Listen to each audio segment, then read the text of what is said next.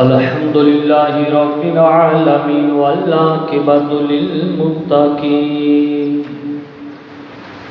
الصلاة والسلام على سيد الأنبياء والمرسلين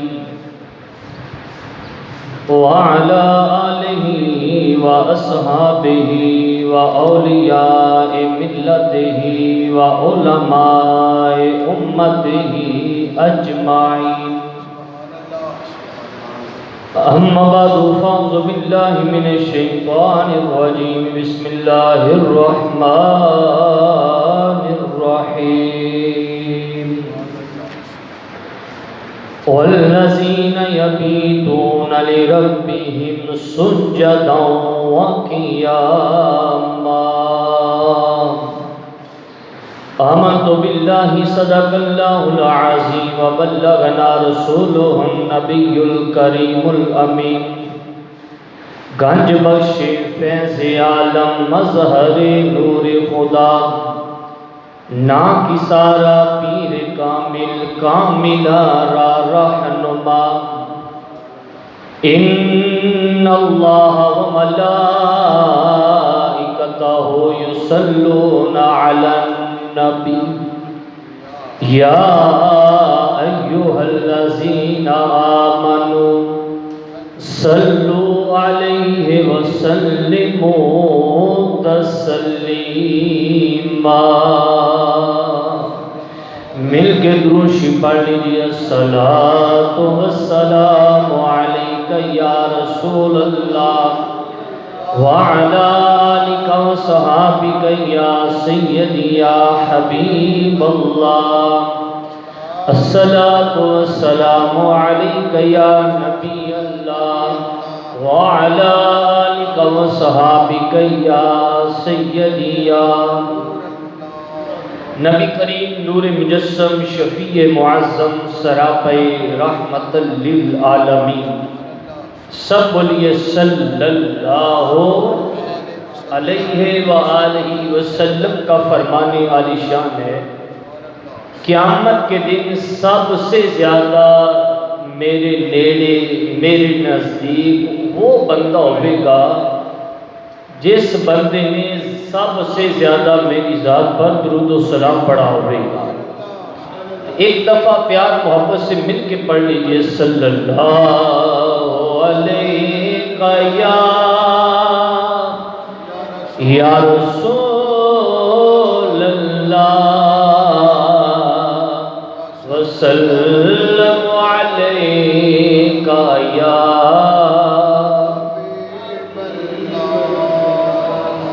اب میری نگاہوں میں جچتا نہیں کوئی. اب میری نگاہوں میں جچتا نہیں کوئی.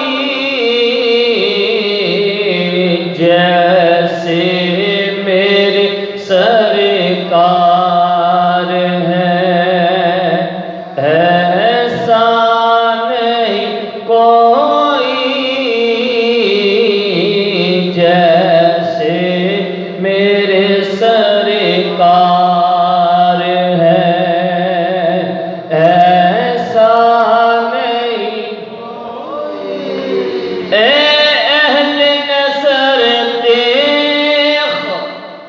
مگر دیکھ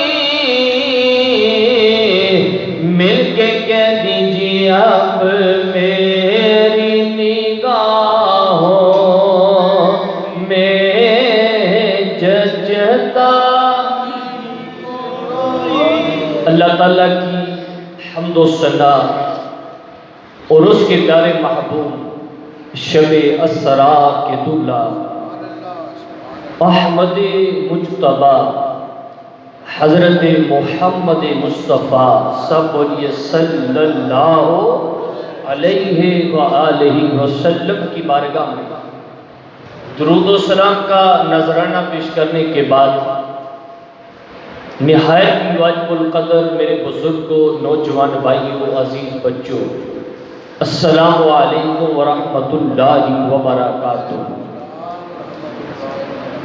قرآن مجید فرقان حمید کے پارہ نمبر 19 آیت نمبر 64 کہ کچھ مبارک الفاظ تلاوت کیے ہیں۔ دعا کرو اللہ تعالیٰ بندہ نچیز کی زبان پر کلمۃ الحق جاری فرمائے۔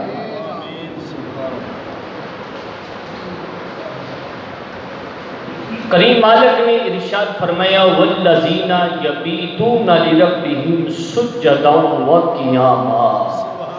پیار سے کہہ دو سبحان اللہ۔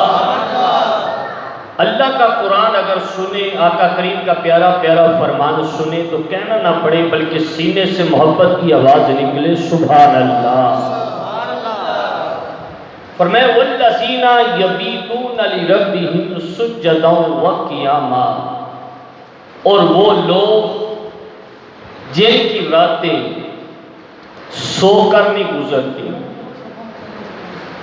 کسی عیاشی فحاشی اور یعنی کے اڈے پر نہیں گزرتی۔ اللہ کے کچھ بندے ایسے ہیں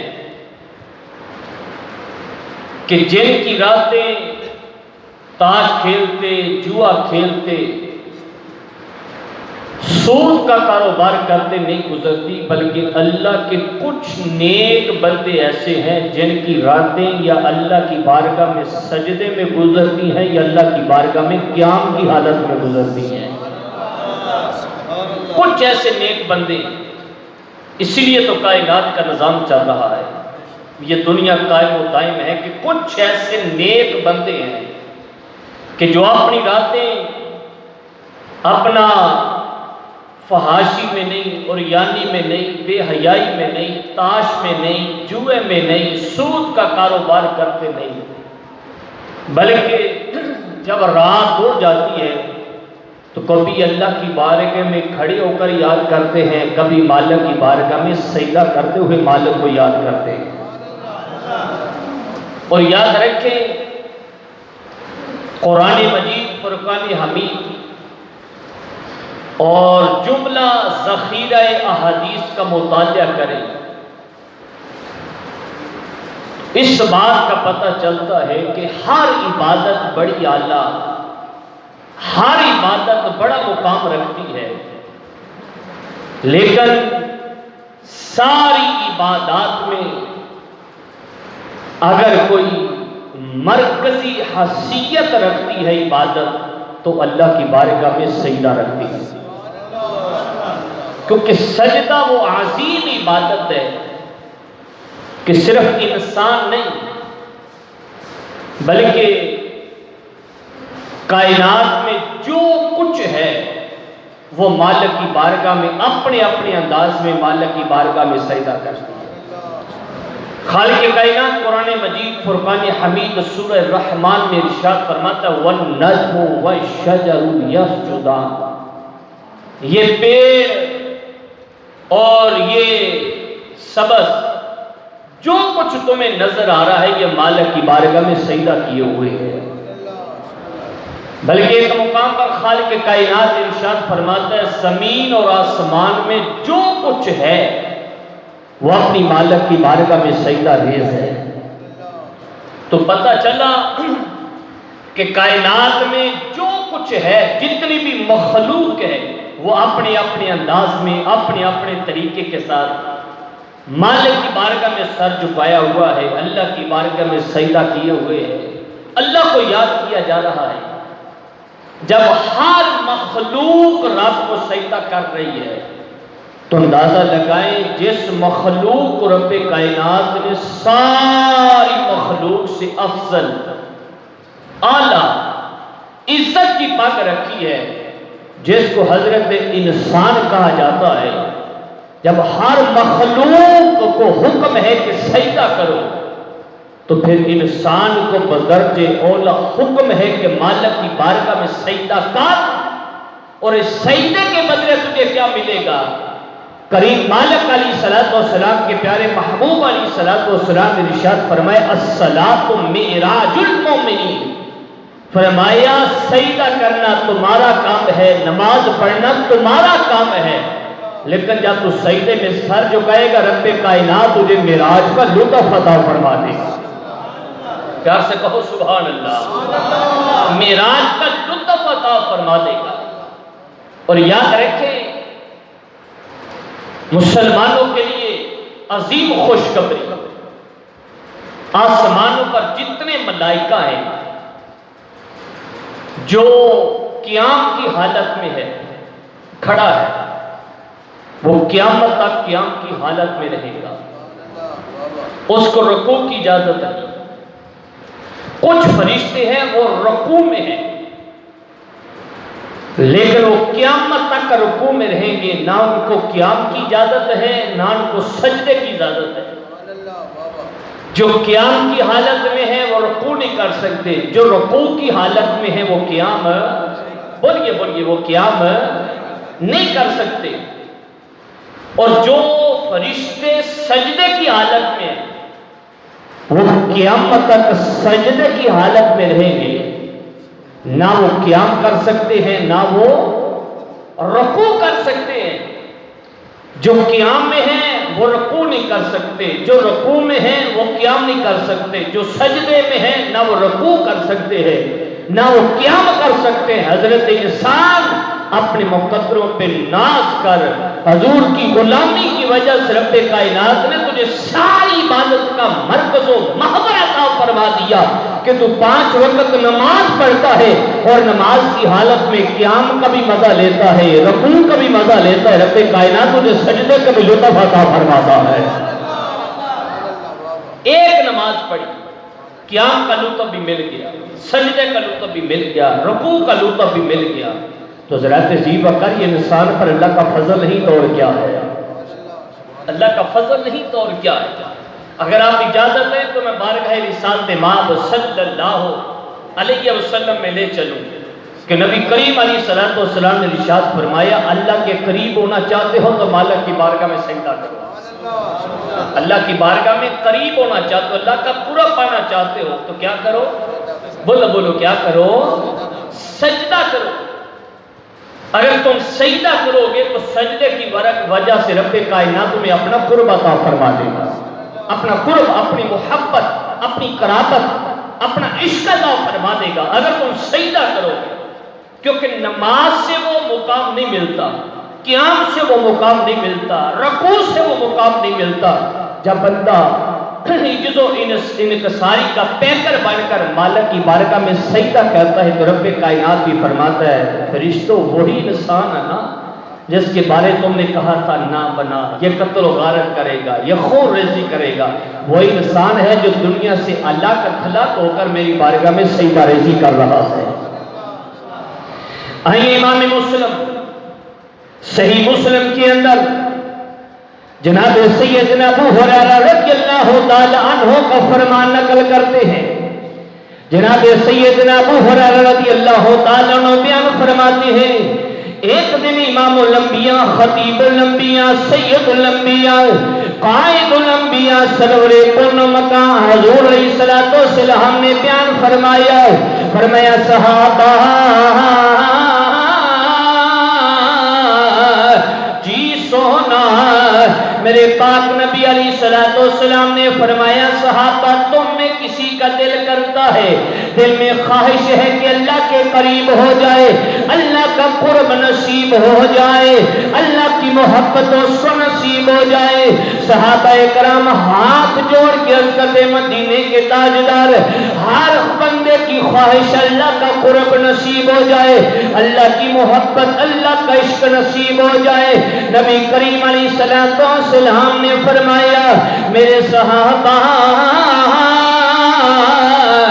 فرمایا اللہ کی بارگاہ میں سجدے زیادہ کیا کرو، رب کائنات سجدوں کی وجہ سے اپنا قرب عطا فرما دے گا، سجدوں کی وجہ سے اپنا قرب عطا فرما دے گا۔ بڑی توجہ چاہوں گا، جو میں پیغام دینا چاہتا ہوں، میرے پاک نبی علیہ السلام نے بیان فرمایا سجدے کیا کرو، رب کائنات تمہیں اپنا قرب عطا فرما دے گا۔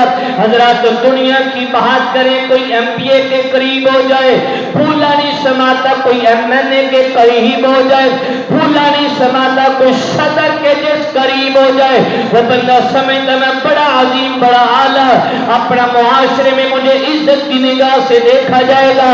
کیوں؟ وہ صدر کے قریب ہو گیا ہے۔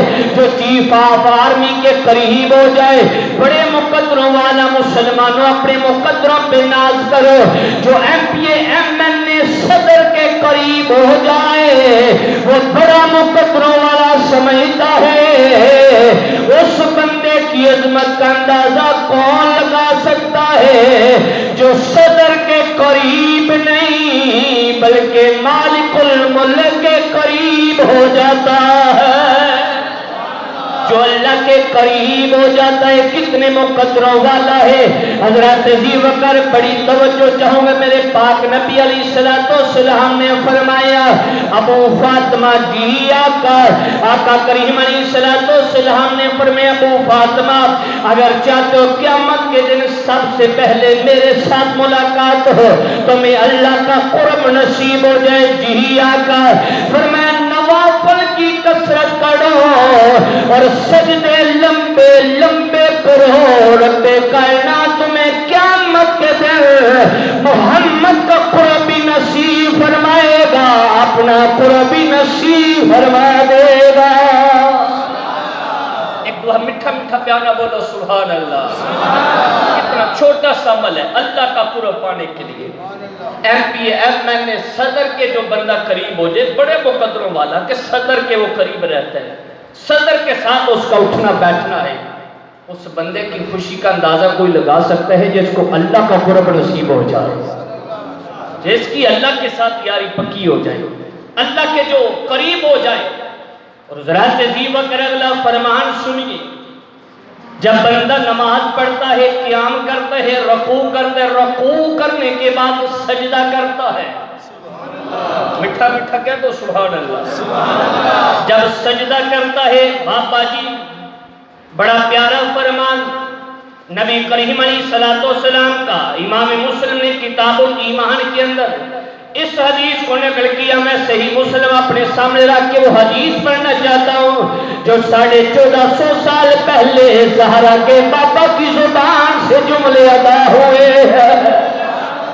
کسی چودھری کا قول نہیں، کسی ایم پی اے کا قول نہیں، کسی چیمہ چٹھا بڑائش کا قول نہیں، بلکہ حضور کا فرمان عرض کرو، میرے پاک نبی علیہ السلام نے بیان فرمایا ہمارا تو عقیدہ ہے ساڈے نبی دی زبان ساڈے واسطے قرآن، ساڈے نبی دی زبان ساڈے واسطے قرآن کی سے ہو رضا بیان چنگا، اللہ جزائے خیر عطا فرمائے، مل کے کہہ دو کس سے ہو رضا بیان چنگا۔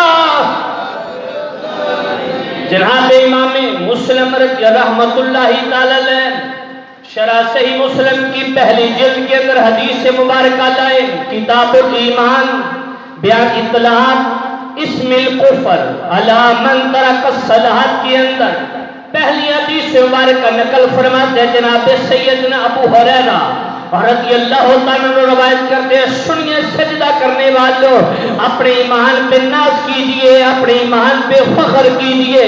آقا کریم علیہ السلام سونے نبی من مونے نبی من ٹھار نبی، حضور علیہ السلام نے بیان ارشاد فرمایا جب ابن آدم میرا امتی میرا غلام میرا کلمہ پڑھنے والا رب کی بارگاہ میں سجدہ کرتا ہے، رب کی بارگاہ میں سر جھکا دیتا ہے، اپنا دماغ اپنا سر مالک کی بارگاہ میں جب زمین پہ رکھ کے سبحان ربی الاعلی کے ترانے پڑھتا ہے، میرے پاک نبی علیہ السلام نے ارشاد فرمایا شیطان جھٹکا کھا کے پیچھے ہٹ جاتا ہے، یا بکی حضور فرماتے ہیں شیطان روتا ہے، واویلا کرتا ہے، چیخے مارتا ہے، عرضیہ سونیا شیطان کے رونے کی وجہ کیا ہے؟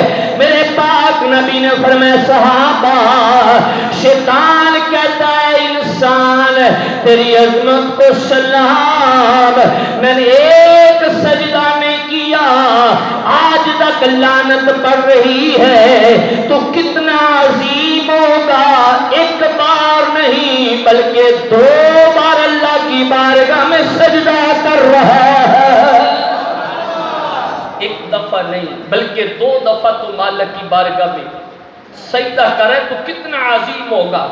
حضرت ذی بکر پتہ چلا سجدہ اتنا عظیم ہے کہ شیطان بھی روتا ہے، واویلا کرتا ہے، بلکہ ایک روایت نظروں سے گزری حضور علیہ السلام بیان فرماتے ہیں کہ شیطان سارا دن انسان کے ساتھ رہتا ہے، صبح نہیں پڑھی شیطان ساتھ رہتا ہے، ظہر نہیں پڑھی شیطان ساتھ رہتا ہے، اپنا اثر نہیں پڑھی شیطان ساتھ رہتا ہے، مغرب نہیں پڑھی شیطان ساتھ رہتا ہے، عشاء نہیں پڑھی شیطان ساتھ رہتا ہے۔ تو جب عشاء پڑھے بغیر وہ بندہ سو جاتا ہے تو شیطان بڑی تیزی کے ساتھ بندے سے دور بھاگتا ہے، اس سے علیحدہ عورتوں پر دور چلا جاتا ہے، انسان کو خاطب کر کے کہتا ہے شیطان صبح سے لے کر عشاء تک تو میرے ساتھ رہا تھا، اب تمہیں دوڑ لگا دی، بھاگنے کی وجہ کیا ہے؟ تو شیطان افسوس کر کے کہتا ہے میں باغ اس لیے رہا ہوں کہ میں نے ایک سجدہ نہیں کیا، ایک سجدہ نہیں کیا، اب تک لعنت کا توق میرے گلے میں ہے، پھٹکار مجھ پہ پڑ رہی ہے، میں سوچ رہا ہوں تو نے ایک نہیں صبح سے لے کر عشاء تک کتنے سجدے چھوڑے ہیں، کتنے سجدے چھوڑے ہیں، افسوس تجھ پر ہے میں نے ایک سجدہ نہیں کیا، آج تک لعنت کا توق میرے گلے میں ہے، اور تمہیں ایک نہیں بلکہ کئی سجدے تمہیں چھوڑے، میں سوچ رہا ہوں تیرا کیا بنے گا؟ مسلمان اپنے مقدروں پہ ناز کر، جب تو سجدہ چھوڑتا ہے شیطان بھی تو اسے نفرت کرتا ہے، جب تو سارے کام چھوڑ کر مالک کی بارگاہ میں سجدہ ریز ہوتا ہے تو اللہ بھی فرشتوں میں تیرا تجھ پر فخر محسوس کرتا ہے، تجھ پر فخر کرتا ہے، کتنا تو عظیم ہے۔ اس لیے تو ڈاکٹر علامہ اقبال نے کہا تھا کہ ایک سجدہ جسے تو گراں سمجھتا ہے، ایک سجدہ جسے تو گراں سمجھتا ہے، 1000 سجدوں سے دیتا ہے آدمی کو نجات، 1000 سجدوں سے آدمی کو دیتا ہے نجات۔ انسان نے ایک سجدہ چھوڑا، آج در در کی ٹھوکریں کھا رہے، کبھی اغیار کی دہلیز پر، کبھی دشمنان اسلام کی دہلیز پر، کبھی حضرت ذی بکر دشمنان پاک ملت کی دہلیز پر، وہ سر جھکا رہا ہے کہ میرا نظام چل جائے، میرے ساتھ تعامل کیا جائے۔ حضرت ذی بکر یاد رکھے پوری دنیا کی قوتیں مل کر اگر جائیں گے ایک ملک کا نظام چلا دیں تو نظام نہیں چل سکتا جب تک عرش والے خدا کو راضی نہ کیا جائے۔ ڈاکٹر علامہ اقبال نے رو رو کر کہا تھا وقت کے حکماء کو، وقت کے وزراء کو، وقت کے بادشاہان کو پیغام دیا تھا کہ خدا نصیب کرے ہند کے اماموں کو وہ سجدہ، خدا نصیب کرے ہند کے اماموں کو وہ سجدہ جس میں ہے ملت کی زندگی کا پیام۔ ڈاکٹر علامہ اقبال فرماتے ہیں کہ اگر وقت کا امام، وقت کا حاکم، وقت کا وزیر مالک کی بارگاہ میں سجدہ ریز ہوتا ہے تو اس کے سجدے میں اس کی قوم کا، اس کی ملت کا زندگی کا پیغام ہے، اس کے سجدے میں اپنا اس کی ملت کی بقا کا پیغام ہے۔ لیکن آج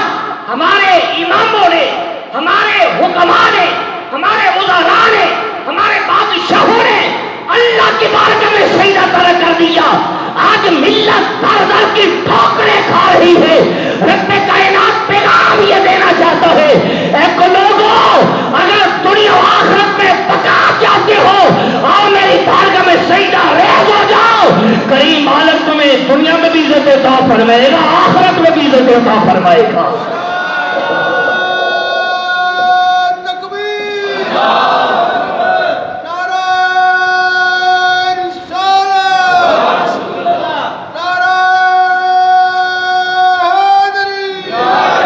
تاجدار ختم نبوت زندہ باد، دو دفعہ جواب دیے نا، تاجدار ختم نبوت زندہ باد صلی اللہ علیہ وسلم۔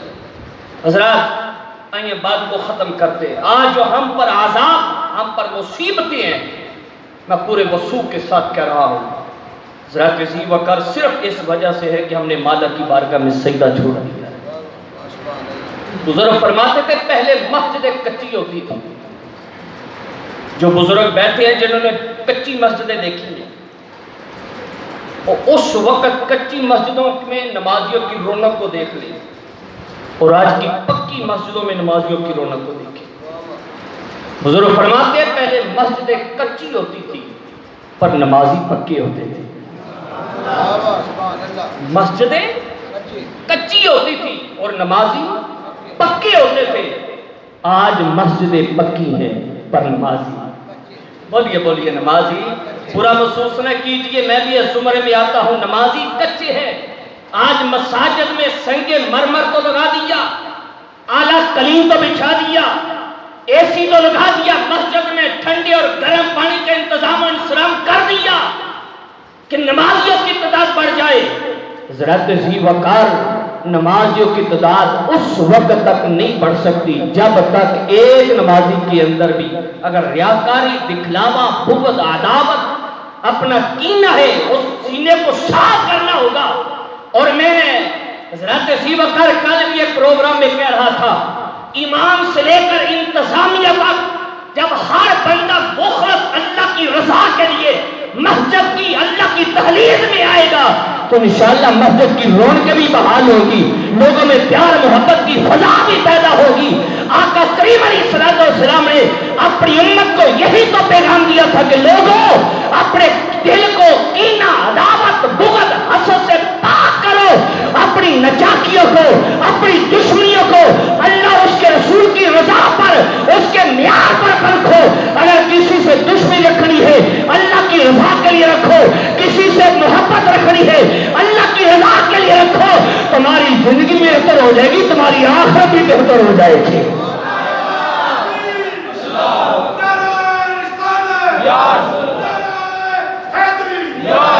تاجدار ختم نبوت۔ لیکن آج حضرت ذی وقار مساجد دیکھے لڑائی جھگڑا، بازار دیکھے لڑائی جھگڑا، دکانیں دیکھے لڑائی جھگڑا، محلے دیکھے لڑائی جھگڑا۔ اگر حضرت ذی وقار گھروں کے اندر چلے جائیں تو وہی لڑائی جھگڑا۔ حضرت ذی وقار آج کے درس قرآن میں پیغام دینا چاہتا ہوں، اپنی دشمنیوں کو، ناچاکیوں کو دشمنی رکھو لیکن اللہ کی رضا کے لیے۔ کسی سے ناچاکی ہے، دشمنی ہے، عداوت ہے، اللہ کی رضا کے لیے۔ اگر کسی سے محبت ہے، کوئی غرض و غایت نہیں، کوئی مقصد نہیں، کوئی لین دین نہیں، کوئی تجارتی کاروبار نہیں، اللہ کی رضا کے لیے۔ پیار بھی اللہ کی رضا کے لیے، ناچاکی بھی اللہ کی رضا کے لیے۔ حضرت ذی وقار اگر کسی کی ذاتی ناچاکی ہے، رشتہ داروں میں، دوست و احباب میں، محلے داروں میں، حضرت ذی وقار آج کے پروگرام میں جمعہ المبارک میں جتنے آئے ہیں، اگر میری طرف سے کسی کی دل آزاری ہوئی ہے میں معذرت خواہ ہوں، لیکن حضرت ذی وقار اپنے دائیں بائیں رشتہ داروں میں، عزیز و اقربا میں دیکھیں کوئی نچاکی، دشمنی، کوئی عداوت، کوئی ناراضگی تو نہیں۔ حضرت ذی وقار آپ پہل کریں اس کے گھر جانے میں، اس کی منت و سماجت کرنے میں۔ آقا کریم علیہ السلام کا فرمان عالی شان ہے، جو پہل کرتا رب کائنات جنت میں پہلا عطا فرمائے گا، اس کو پہلا عطا فرمائے گا۔ حضرت ذی وقار بات دور نہ چلی جائے، میں بات یاد کر رہا تھا، ہم پر جو عذاب ہے صرف اس وجہ سے ہے کہ ہم نے مالا کی بارگاہ میں سجدہ چھوڑ دیا۔ بنی اسرائیل کا دور تھا، غلطی کوتاہیوں کی وجہ سے مالک نے فرمایا میں معاف کر دوں گا، لیکن فلاں دروازہ ہے وہاں سے سجدہ کرتے ہوئے گزرو، اور حتتن حتتن حتتن یہ پکارتے ہوئے گزرو، یہ توبہ استغفار کرتے ہوئے۔ بنی اسرائیل نے اللہ تعالیٰ کے اس فرمان کو مذاق سمجھا، اور سر کی بجائے سجدہ کرتے ہوئے اس کی بجائے انہوں نے پہلے اپنی ٹانگیں اندر کی، پھر بقیہ جسم اندر داخل کیا، اور حنتتن کی بجائے حنتتن فی شعیرۃ، یعنی مذاق کر دو، اللہ تعالیٰ کے فرمان کو مذاقیہ انداز میں کہتے ہوئے گزرے۔ تو رب کائنات نے قرآن کہتا ہے، تاریخ کہتی ہے کہ خالق کائنات نے اس قوم پر پھر طاعون کی بیماری کو مسلط کیا، یعنی اللہ کے فرمودات کا انکار کیا، نہ مانا، روح گردانی کی، تو خالق کائنات نے ان پر طاعون کی بیماری کو مسلط کر دیا۔ حضرات ذی وقار، آج ہم اپنے معاشرے میں دیکھیں، اپنے گھر میں دیکھیں، سب سے پہلے اپنے کردار کو دیکھیں کہ ہم اللہ کے فرمودات کا اقرار کر رہے ہیں، مان رہے ہیں؟ جب اذان کی آواز آتی ہے کتنے احباب ہیں جو اللہ کے حکم کو مانتے ہیں؟ رب کائنات کا حکم ہے ناک تول میں کمی نہ کرو، کتنے احباب ہیں جو فرمودات کو مان رہے ہیں؟ خالق کائنات کا فرمان ہے سچائی کو پکڑو، جھوٹ کو پر لعنت بھیجو، کتنے احباب ہیں جو اس فرمان کو مان رہے ہیں؟ کریم مالک کا فرمان ہے حلال و حرام میں تمیز کرو، کتنے احباب ہیں جو فرمان کو مان رہے ہیں؟ کریم مالک کا اعلان ہے کہ اپنا سود کے قریب نہ جاؤ، حلال طریقہ اپناؤ، رب کائنات برکت عطا فرمائے گا، کتنے احباب ہیں جو اس فرمان کو مان رہے ہیں؟ تو حضرات ذی وقار، اوپر سے ہم چھت پہ چڑھ کے اذانیں پڑھیں، مالک کائنات کی بارگاہ میں عرض کریں کہ یا اللہ یہ وبا، اپنا جو کرونا وائرس کی بیماری آئی ہے، یا اللہ میں نجات عطا فرما دے۔ یاد رکھے جب تک ہم اپنا قبلہ درست نہیں کریں گے، اپنے سابقہ گناہوں کی معافی نہیں مانگیں گے، ہمارے اندر جو جرائم، جو کرائم، جو بری عادات پائی جاتی ہے، جب تک ان سے تاب نہیں ہوں گے، رب کائنات کی رحمت کبھی بھی شامل حال نہیں ہوگی۔ ڈاکٹر علامہ اقبال نے کہا تھا کہ جب میں کہتا ہوں یا اللہ میرا حال دیکھ، حکم ہوتا ہے اپنا نامہ اعمال دیکھ، اپنا نامہ اعمال دیکھ۔ ہمیں اپنے کردار کو دیکھنا ہوگا، اپنی اصلاح کرنی ہوگی۔ اگر ہم نے اپنی اصلاح کر لی، انشاءاللہ خدا بھی راضی ہو جائے گا، مدینے والا مصطفیٰ بھی راضی ہو جائے گا۔ آخری بات کہہ کے اپنی بات کو ختم کر رہا ہوں، سجدوں میں کتنی پاور ہے، سجدوں میں کتنا کمال ہے۔ حضرت ذی وقار، آپ نے حضرت بایزید بسطامی علیہ رحمہ کا نام سنا ہوگا، جس نے نام سنا ذرا میٹھا میٹھا کہہ دو سبحان اللہ۔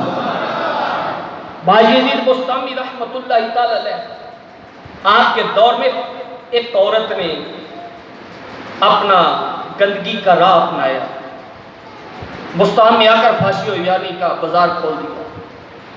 بایزید بسطامی علیہ رحمہ کو پتہ چلا، پہ مصلی اٹھائے، اس کے دروازے پہ جا کے بچھا دیا، بیٹھ گیا۔ جو بھی گاہک آتا بابے کو دیکھتا مڑ جاتا۔ شام کو اس نے اپنی نوکرانی کو بھیجا، پتہ کرا گاہک کوئی نہیں آیا۔ نوکرانی جا کر بتایا، بی بی باہر تک بابا تسبیح لے کر بیٹھے۔ اس نے کہا بابے کو جا کر کہ مسجد میں مصلی بچھا، ہمارا رزق کا دروازہ بند رکھا۔